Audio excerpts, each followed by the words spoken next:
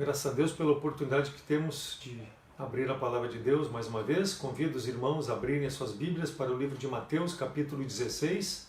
Estaremos lendo do verso 13 ao verso 20. Mateus 16, versos 13 a 20. Diz assim a Palavra de Deus. E chegando Jesus às partes de Cesareia de Filipe, interrogou os seus discípulos, dizendo: Quem dizem os homens ser o Filho do Homem? E disseram, uns João Batista, outros Elias, e outros Jeremias, ou um dos profetas. E disse-lhes ele, E vós, quem dizeis que eu sou? E Simão Pedro respondendo disse, Tu és o Cristo, Filho do Deus vivo. E Jesus respondendo disse-lhe, Bem-aventurado és tu, Simão Barjonas, porque tu não revelou a carne e o sangue, mas meu Pai que está nos céus. Pois também eu te digo que tu és Pedro, e sobre esta pedra edificarei a minha igreja, e as portas do inferno não prevalecerão contra ela. E eu te darei as chaves do reino dos céus, e tudo que ligardes na terra será ligado nos céus, e tudo que desligardes na terra será desligado nos céus. Então mandou aos seus discípulos que a ninguém dissesse que ele era o Cristo. Vamos orar. Senhor, obrigado pela Tua Palavra. Mais uma vez abrimos nesse momento para meditarmos nela. Que Tu possa, Deus, fazer a obra em cada coração daqueles que nos assistem, trabalhando, Deus, de forma com que aqueles que não conhecem a Cristo como Salvador possam entender sua necessidade de salvação, e cada crente, ó Deus, para buscar fazer uma vida que Te agrada, uma vida que possa ser em santidade diante de Ti e dos homens. Somos gratos pela verdade da Tua Palavra, em nome de Cristo que eu oro. Amém. Então, quem dizeis que eu sou? Quem dizeis que eu sou? Essa passagem tem muito a ver com os dias atuais, muita semelhança com o tempo que nós vivemos. Jesus aqui levou seus discípulos para Cesareia, conforme nós vemos no versículo 13, a fim de terem um breve descanso, uma comunhão, um momento de se dedicarem à oração. Cesareia antiga, ao norte de Israel, ao pé do Monte Hermon, onde surge a fonte mais oriental do rio Jordão. A cidade era chamada de Cesareia de Filipe porque, após a morte de Herodes, a cidade ficou na mão aos cuidados de Filipe, seu filho, Herodes de Filipe, que a chamou pelo seu nome. Então, a Cesareia que Cristo estava com seus discípulos corresponde a Dan. Enquanto Israel vivia naquela localidade, Deus era cultuado. Posteriormente à saída de Israel, foi construído um altar a Baal e a muitos outros deuses, e aquele povo passou a adorar a deuses estranhos. Não é muito diferente dos dias em que vivemos, irmãos, onde muitos cristãos, ao invés de adorar o Deus vivo, adoram aos seus deuses, adoram o trabalho, adoram os seus hobbies, adoram os seus relacionamentos, os seus compromissos, as suas riquezas, esquecendo de cultuar o Deus verdadeiro. Vivemos num mundo em que as pessoas dizem que não há uma verdade absoluta. Tudo é relativo. Aos olhos do mundo não há no que crer, e isso é uma afronta à palavra de Deus, porque as pessoas escolhem, ao invés de crerem em Deus, crerem nos seus pensamentos, nos seus deuses estranhos. Assim como era na época em que Cristo esteve ministrando entre os homens, nós vivemos a mesma situação em relação a quem é Jesus Cristo. Há opiniões diferentes, opiniões contrárias à palavra de Deus, de quem verdadeiramente é Deus. O homem não encontra tempo para servir a Deus. Por quê? Porque não quer observar a palavra de Deus. Então, parte do ministério de Cristo na Cesareia foi em meio a muitas crenças, assim como hoje nós vivemos num mundo que crê em diversas coisas. E nós veremos nessa passagem que Deus, através da sua palavra, mostra que Cristo é o verdadeiro Deus, é o Salvador do mundo prometido. Porém, nós vamos analisar, num primeiro momento, as opiniões de homens cegos em razão de um coração embrutecido, endurecido pelo pecado. Não querem entender a verdade de Deus, mas Cristo, através da sua palavra, desvenda o coração desses homens, mostra a verdade. E é a nossa responsabilidade nos dias de hoje hoje, como igreja de Cristo, pregar a verdade para que as pessoas possam entender verdadeiramente quem é Jesus Cristo.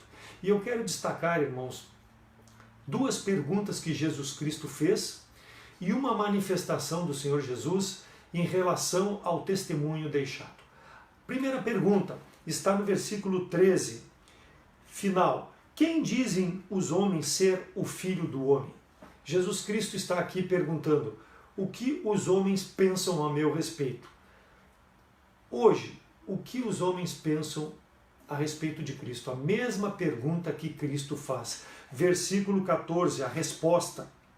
E eles disseram, uns João Batista, outros Elias e outros Jeremias, ou um dos profetas. Então nós vemos aqui a resposta dos homens.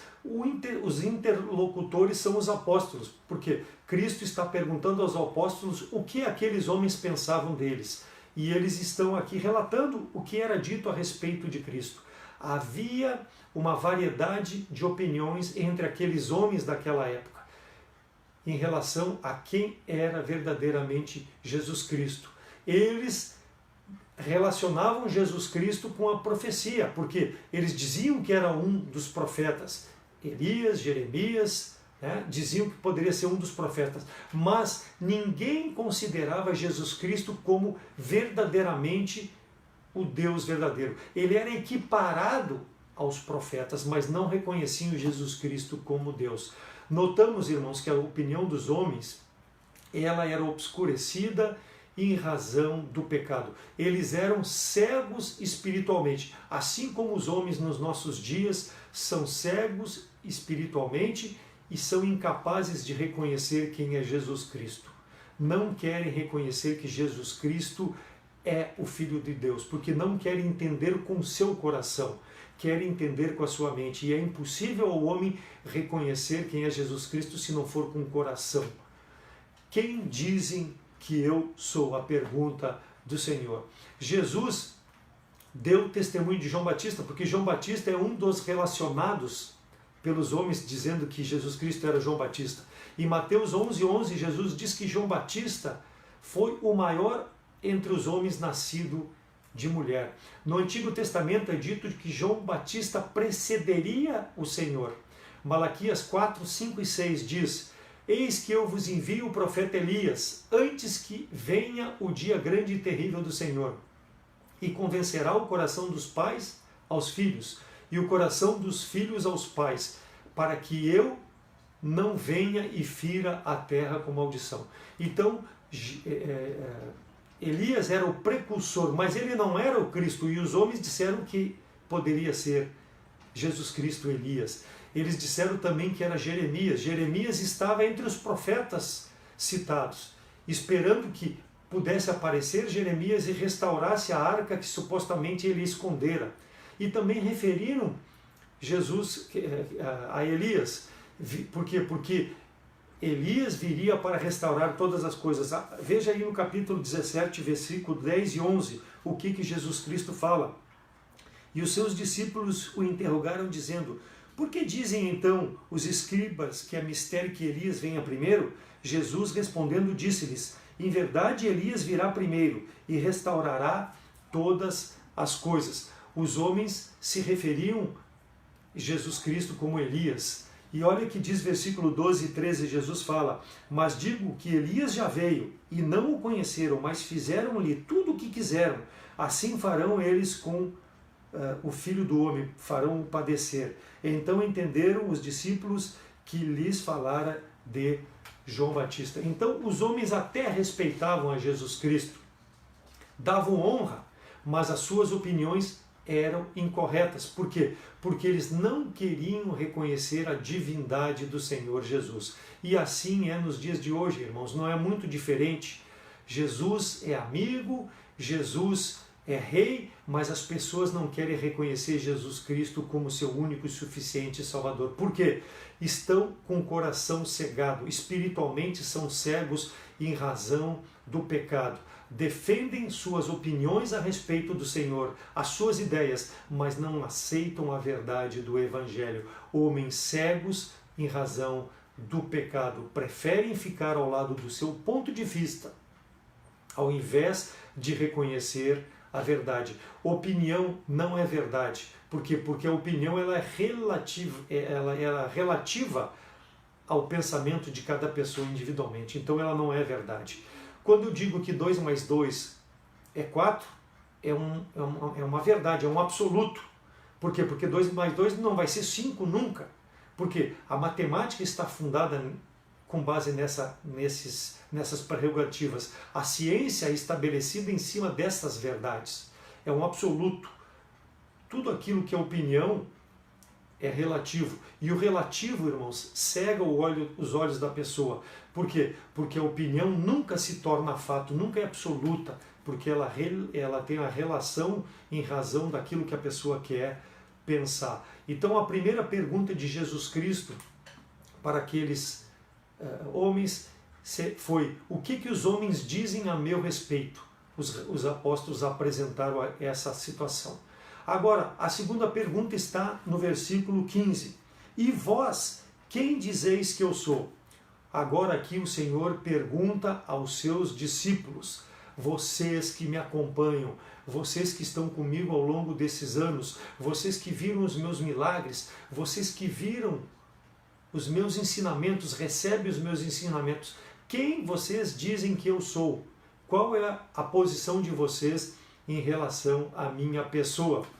Versículo 16. E Simão Pedro respondendo disse: Tu és o Cristo, o Filho do Deus vivo. A resposta de Pedro é a segunda vez que Pedro responde sobre Jesus Cristo. Tu és o Cristo, o Filho do Deus vivo.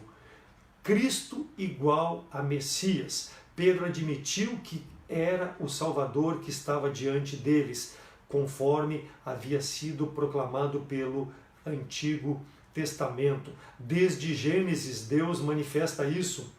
Gênesis 3,15, logo depois da queda do homem, do pecado, da desobediência do homem, Deus fala a respeito de Jesus Cristo em Gênesis 3,15: e porém inimizade entre ti e a mulher, entre a tua semente e a sua semente. Este te ferirá a cabeça e tu lhe ferirás o calcanhar. Então, depois do pecado, foi feita a promessa do Salvador, do Messias. Disse que existiria inimizade permanente entre ti, Satanás, e a mulher, o procedente da semente da mulher, o homem.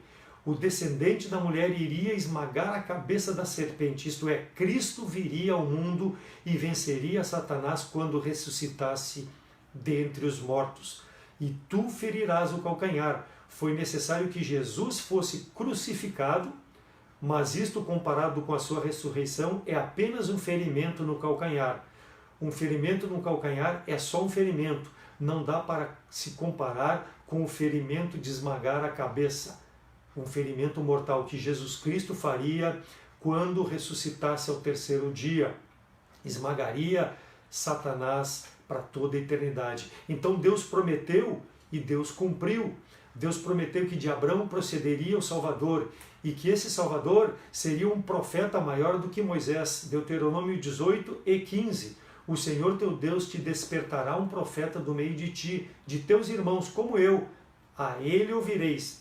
Versículo 18, eis que lhes suscitarei um profeta do meio de seus irmãos, como tu, e porei as minhas palavras na sua boca, e ele lhes falará tudo o que eu lhe ordenar.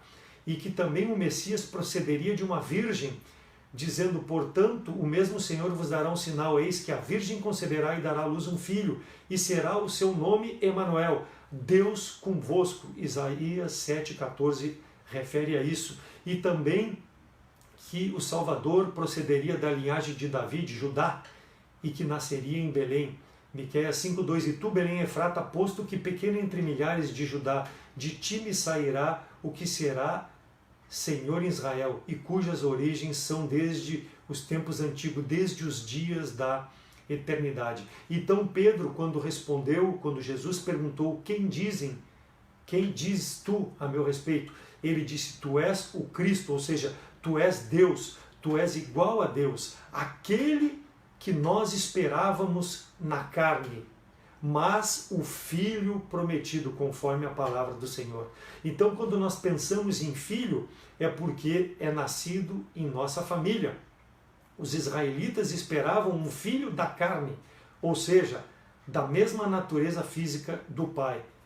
Mas estava ali o Filho de Deus. João 5,18. Por isso, pois, os judeus ainda mais procuravam matá-lo, porque não só quebrava o sábado, mas também dizia que Deus era o seu Pai, fazendo-se igual a Deus. Então, Cristo afirmou ser Deus e que Deus era seu Pai. Disse ser igual a Deus. Todos entenderam, mas odiaram-no e queriam matá-lo, porque não queriam reconhecer como Deus verdadeiro, como o Messias prometido no Antigo Testamento, que estava ali em frente a eles. Mas Pedro reconheceu: tu és Deus, tu és o Deus verdadeiro, tu és o Cristo, tu és o Salvador do mundo. Versículo 16.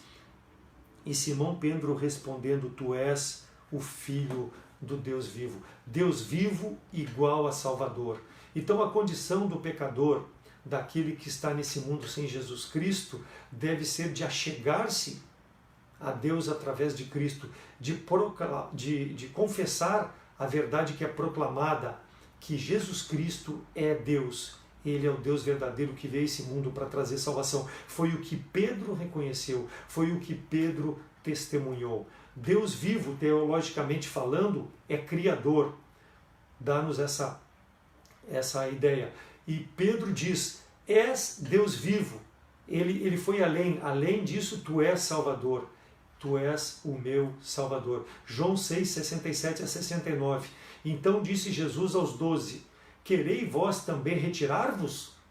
Respondeu-lhe, pois, Simão Pedro: Senhor, para onde iremos? Tu tens as palavras da vida eterna, e nós temos crido e conhecido que tu és o Cristo, o Filho de Deus. Essa foi a primeira confissão de Pedro.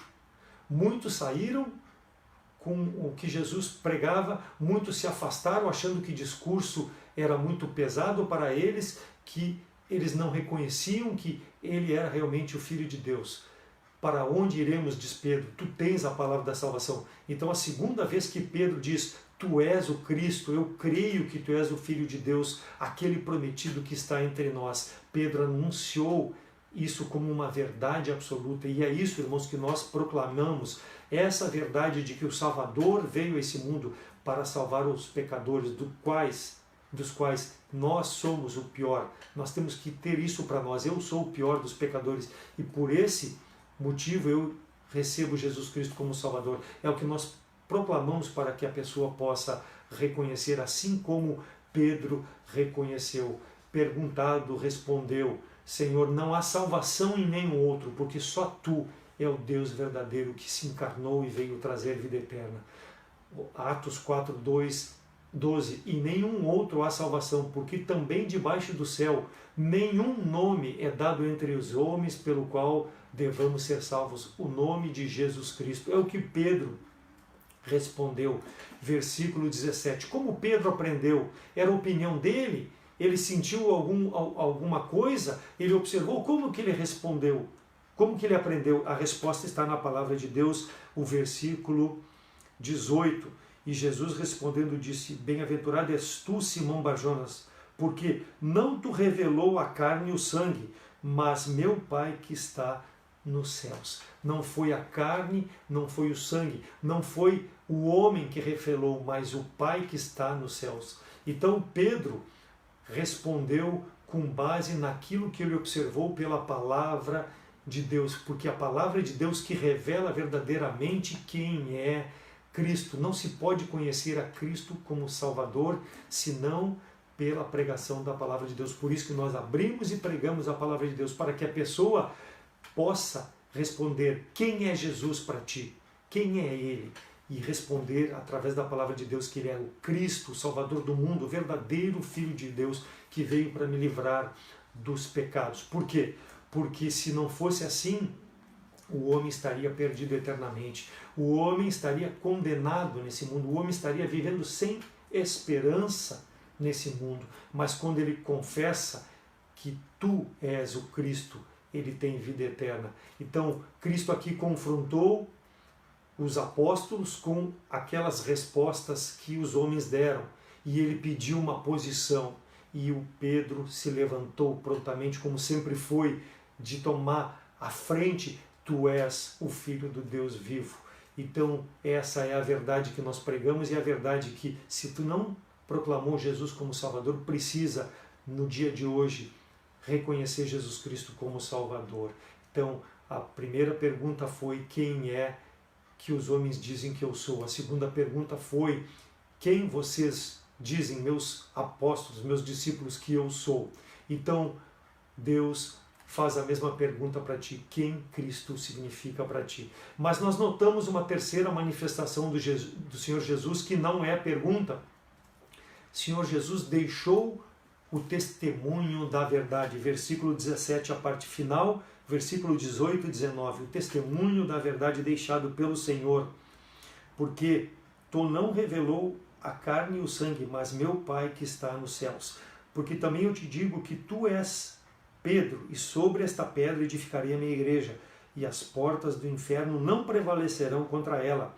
E eu te darei as chaves do reino dos céus, e tudo que ligardes na terra será ligado nos céus, e tudo que desligardes na terra será desligado nos céus. Então, além de Cristo perguntar, ele deixou esse testemunho.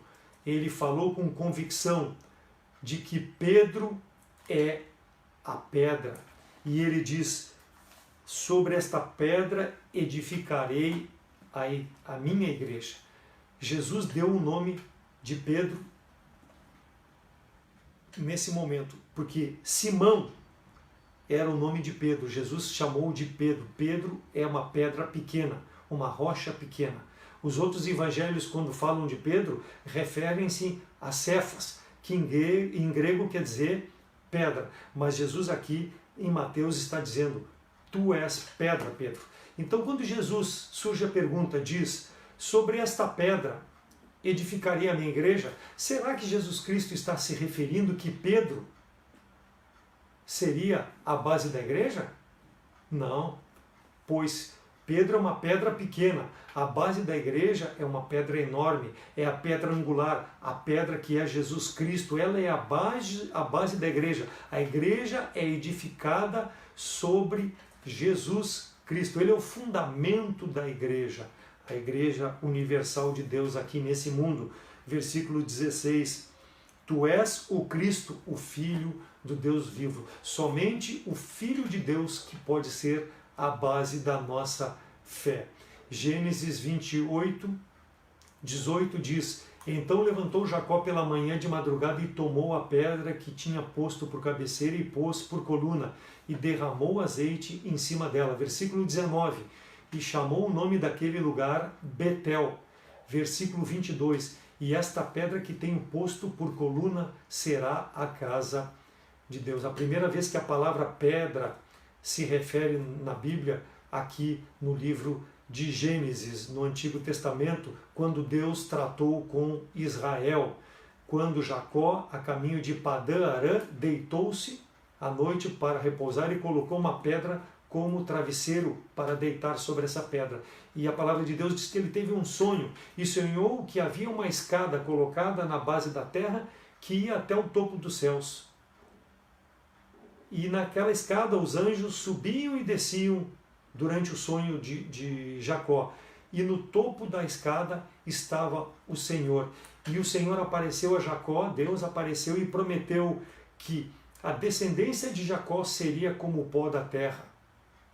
E que a terra onde Jacó estava deitado seria dada a ele por herança. Então, aqui no Velho Testamento a pedra é referida. E aqui no Novo Testamento, Deus elevou a igreja no fato de que Cristo é o Filho do Deus vivo e o fundamento, a pedra da igreja universal de Cristo aqui na terra. Não há razão da existência da igreja se não for Jesus Cristo. Então, quando Pedro diz: tu és o Cristo, o Filho de Deus, é porque é a base da minha fé. E se a fé não for posta em Jesus Cristo, é vã. Por isso que ele tem que ser a base, a fundação da igreja de Cristo, de Deus aqui neste mundo. Então a responsabilidade nossa como crentes é de proclamarmos essa verdade de que nós cremos em Cristo como nosso Salvador e que Ele é a base da nossa fé, da nossa vida eterna. Então, quantas pessoas foram salvas pelo meu e pelo teu testemunho, irmão? Quantas pessoas podem olhar para a nossa vida e dizer que a nossa vida está edificada nessa pedra que é Jesus Cristo? Essa é a nossa responsabilidade de proclamarmos o Evangelho. É Cristo que edifica a igreja, mas nós devemos orar para que Deus coloque pessoas no nosso caminho, prepare pessoas para que possam ver o meu testemunho, o teu testemunho de vida transformada, fundadas na base que é Jesus Cristo, para que possam crer da mesma forma. Devemos orar para que Deus permita que a palavra de Deus continue sendo pregada, as portas do inferno não prevalecerão conforme está prometido, e ela continue sendo pregada até que Cristo venha levar a sua igreja para que as pessoas possam crer em Jesus Cristo, que é a base da nossa pregação. Então a construção do corpo de Cristo, ou seja, as pessoas salvas pelo nosso testemunho, pela pregação da palavra de Deus, são de nossa responsabilidade. Deus nos salvou, nos mantém nesse mundo, congregando numa igreja para nós sermos fiéis, para nós sermos um instrumento na mão de Deus para que outros possam ser salvos. Como nós podemos ser fiéis? Orando, contribuindo, nos apresentando a obra, participando dos cultos, das necessidades da igreja, dos missionários, sustentando missões, fazendo o ID de Jesus. Ele nos deu a responsabilidade, apresentando os nossos corpos em sacrifício santo e agradável a Deus, conforme Romanos 12:1, para que as pessoas possam conhecer Jesus Cristo como Salvador. Então a igreja de Cristo está dia a dia sendo edificada, e ela deve ter a minha participação e a tua participação dentro desse ministério, porque aquele que aceitou Jesus Cristo não pode lavar as mãos, tem que arregaçar as mangas e trabalhar no ministério, porque se tu professaste que tu és o Cristo, o Filho do Deus vivo, acreditando que Ele é Salvador, deves se interessar pelas pessoas que ainda não têm a Cristo como Salvador e pregar a mensagem do verdadeiro Filho de Deus. Por quê? Porque as pessoas estão nesse mundo com suas opiniões, enganadas pelas falsas doutrinas, pela falsa religiosidade e enganados pelos seus pensamentos errados a respeito de quem verdadeiramente é Jesus Cristo. Quem é Jesus Cristo para ti? Para mim é meu Salvador, e eu proclamo para ti que Ele deve ser o teu Salvador. Essa é a verdade que Deus deixou para mim como salvo de proclamar. Por isso que nós abrimos a palavra de Deus e pregamos Jesus Cristo, o verdadeiro Deus. Versículo 19. E eu te darei as chaves do reino dos céus, e tudo que ligardes na terra será ligado nos céus, e tudo que desligardes na terra será desligado nos céus. O Senhor Jesus disse a Pedro: te darei a chave do reino dos céus. No dia do Pentecoste, lá em Atos 2, Pedro pregou aos judeus, abriu a palavra de Deus, assim como Deus nos dá a oportunidade de abrir hoje, para que o Evangelho possa ser proclamado, para que as pessoas possam ver. Então, o que é o ligar do versículo 19? Tudo que nós pregamos já está revelado, já está na palavra de Deus. O que nós pregamos? O perdão dos pecados em Cristo, pois Deus providenciou através de Cristo a salvação dos homens. Deus não suporta o pecado, por isso que nós precisamos proclamar, exortar para que o homem deixe a sua vida de pecado e se volte para Deus. É isso que nós proclamamos. Então a palavra de Deus exorta o homem para abandonar o seu pecado. O sentido dado por Cristo aqui é que os apóstolos tinham o poder de abrir o reino dos céus, ligar para aqueles que fizeram a mesma profissão de fé que Pedro. Tu és o Cristo, o Filho de Deus. Quem faz essa profissão está ligado com os céus, tem vida eterna. E também de fechar, desligar, para aqueles que, ouvindo a palavra de Deus, não querem crer nessa verdade. Tem seu nome desligado dos céus. Não que nós temos poder, ou que os apóstolos tinham poder maior de salvar ou deixar de salvar. Não, o poder é pregar a palavra de Deus para que ela possa transformar vida. Então nós temos o poder de pregar a palavra de Deus. Agora quem liga, quem desliga é Deus através da sua palavra. Mas é o nosso compromisso de proclamar o Evangelho, ligar e desligar. Qual a tua condição diante de Deus? Se não crê em Jesus Cristo como Salvador, teu nome não pode ser ligado no céu. Agora, se crer, teu nome vai ser ligado no céu. Quem é Cristo para ti? E também, irmãos, convido os irmãos para ele, para o capítulo 18, versículos 15 a 18, é relatado ali sobre ligar e desligar. Eu gostaria de fazer uma referência ali também a respeito disso. Relata nessa parte ali como devemos tratar com o irmão em Cristo em relação ao seu pecado. Então diz ali em Mateus 18, 15 a 18. Ora, se teu irmão pecar contra ti, vai, repreende-o entre ti e ele. Se te ouvir, ganhaste teu irmão. Mas se não te ouvir, leva ainda contigo um ou dois, para que pela boca de 2 ou 3 testemunhas toda a palavra seja confirmada. E se não as escutar, dize-o à igreja. E se também não escutar a igreja, considera como um gentil publicano. Em verdade vos digo que tudo que ligardes na terra será ligado no céu, e tudo que desligardes na terra será desligado no céu. Aqui também aparece o ligar e o desligar. Versículo 15. Ali diz que se um irmão estiver em pecado, eu como salvo, assim como ele é, eu não posso fazer vista grossa ao pecado desse irmão. A palavra de Deus orienta que eu devo procurar esse irmão e tratar o pecado desse irmão, mostrar para ele na palavra de Deus que ele está em pecado e de que ele precisa abandonar o pecado. Pode ser um pecado, talvez de mentira, talvez um pecado de furto, talvez um pecado de adultério, fornicação, ou talvez até um pecado de maledicência entre um irmão ou outro. Ele precisa ser tratado, não pode ser fechado os olhos. E a palavra de Deus disse que deve ser procurado ser tratado. Versículo 16 e 17. Não se arrependa. Se ele se arrepender, amém. Ele vai ser restaurado a comunhão com Deus, confessando seu pecado, e a comunhão com a igreja. Agora, caso ele não se arrependa, devemos tratar o assunto com mais 1 ou 2 testemunhas. Caso ele não ouça aquelas 2 testemunhas, não se arrependa, o assunto deve ser levado para a igreja.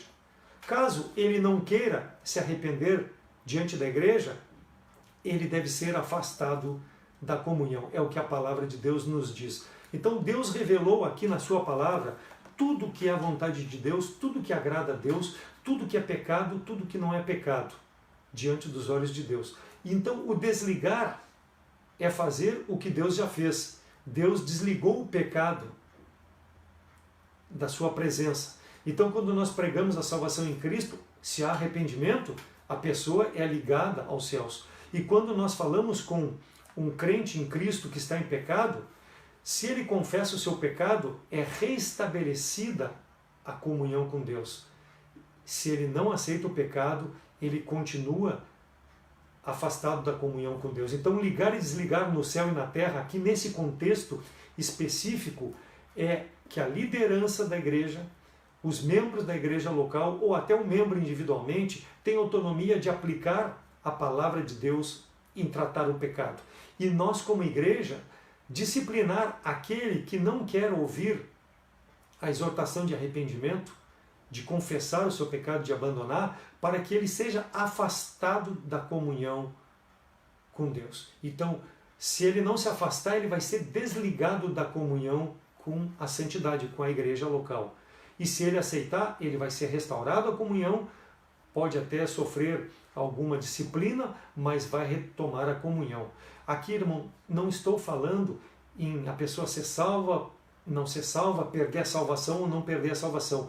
É tratar o pecado específico. Por quê? Porque Deus aborrece o pecado. Foi para isso que Cristo veio, para restaurar a comunhão. Então nós não podemos viver em comunhão com Deus em pecado.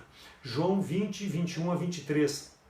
E dizendo isso, mostrou-lhes as mãos e o lado, de sorte que os discípulos se alegraram vendo o Senhor. Disse-lhes, pois, Jesus outra vez, paz seja convosco. Assim como o Pai me enviou, também eu vos envio a vós. E havendo dito isto, assoprou sobre eles e disse: recebeis o Espírito Santo. Aqueles a quem perdoardes os pecados lhes serão perdoados, e aqueles a quem os retiverdes lhes serão retidos. Então, após a ressurreição de Cristo, o mandamento do Senhor foi para pregar o Evangelho. E o Evangelho é o perdão dos pecados em Cristo Jesus. O homem tem o livre-arbítrio para decidir em aceitar ou não a mensagem que nós proclamamos. A salvação ou não depende da decisão pessoal. Salvação, livre do pecado, livre da condenação eterna. Não aceitando uma vida contínua, vivendo no pecado e afastado de Deus, aqui nesse mundo, e o dia que partir desse mundo, na eternidade, longe da presença de Deus, em razão do pecado. Então, caso o homem deseje continuar em pecado, vai enfrentar o juízo. Aonde está dito isso? Na palavra de Deus. Assim como a palavra de Deus que viria um Salvador, Jesus Cristo, a palavra de Deus fala a respeito daquele que rejeita o Salvador. João 3, 17 a 19. Porque Deus enviou o seu Filho ao mundo, não para que condenasse o mundo, mas para que o mundo fosse salvo por ele. Quem crê nele não é condenado, mas quem não crê já está condenado, porque não crê no nome do unigênito Filho de Deus. E a condenação é esta, que a luz veio ao mundo e os homens amaram mais as trevas do que a luz, porque as suas obras eram más por causa do pecado. Aquele, porém, versículo 36, que crê no Senhor tem vida eterna, mas aquele que não crê no Filho de Deus não verá a vida, mas a ira de Deus permanecerá sobre ele. Então deixa bem claro a palavra de Deus. O homem tem o livre-arbítrio, mas cada um, em razão desse livre-arbítrio, um dia dará conta a Deus por suas decisões. Cabe a cada um decidir quem é Jesus para ti. Ao salvo, cabe a nós viver o Evangelho sem pecados, testemunhando e proclamando a verdade. E eu faço a pergunta agora para ti, que ainda não crê em Jesus Cristo como Salvador. Que tu dizes a respeito de Jesus Cristo? Quem é Jesus para ti? O meu convite da palavra de Deus para ti que ainda não aceitou Jesus Cristo, é que deixes de lado a tua opinião, os teus pensamentos, que deixe a revelação da palavra de Deus mostrando, conforme nós pregamos, transformar o teu entendimento, o teu pensamento e receber Jesus Cristo como Salvador. Não vá atrás de opiniões de igreja, não vá atrás de opiniões de pessoas, não vá atrás de nenhum tipo de opinião. Fique ao lado do que a palavra de Deus diz. Nós estamos proclamando aqui a palavra de Deus. O que é Jesus Cristo para ti? Meu desafio na tua vida é que possa aceitá-lo como teu Salvador. Diga como Pedro, é o Filho do Deus vivo, é o Deus vivo entre nós. Para que depois de conhecer Jesus Cristo, tu possa dar o terceiro passo, que é unir-se a uma igreja local, para que possa continuar edificando a igreja. Como? Dando uma vida de testemunho, de uma vida transformada, para que outras pessoas, familiares teus, pessoas que ainda não conhecem Cristo como Salvador no teu relacionamento, também possam crer em Jesus Cristo como Salvador e fazer parte da igreja de Cristo, que Ele é a base da nossa fé. Então, se tu não tens Jesus Cristo como Salvador, estamos num tempo difícil de separação por causa do coronavírus, mas nos procure através das redes sociais, procure pelo telefone da igreja e nós biblicamente te mostraremos como tu pode dar esse passo de fé, reconhecer que o Cristo, o Filho de Deus vivo, é o meu Salvador, crendo nele como esse Filho de Deus enviado. E para nós crentes, como salvos, duas responsabilidades gostaria de exortar. Primeira, a responsabilidade maior de cumprir o ID de nosso Senhor, alertando as pessoas quanto ao julgamento que enfrentarão por rejeitarem a Jesus Cristo como Salvador. Se continuarem rejeitando a Jesus Cristo como Salvador, estarão eternamente separados de Deus. Nossa responsabilidade de sermos o missionário aonde Deus nos coloca, de levar a mensagem da palavra de Deus. E o segundo, em relação ao relacionamento com os irmãos na igreja local. Se tu está, irmão, em pecado, lembra que Deus já condenou esse pecado. Recobre a comunhão verdadeira com Deus. Confesse o seu pecado, abandone o seu pecado, restabeleça a comunhão com Deus e com a igreja local, porque é a tua responsabilidade de edificar a igreja local. As pessoas estão olhando para a tua vida, para a minha vida, e se nós vivemos em pecado, não vão crer nesse Salvador que morreu por mim, que morreu por ti.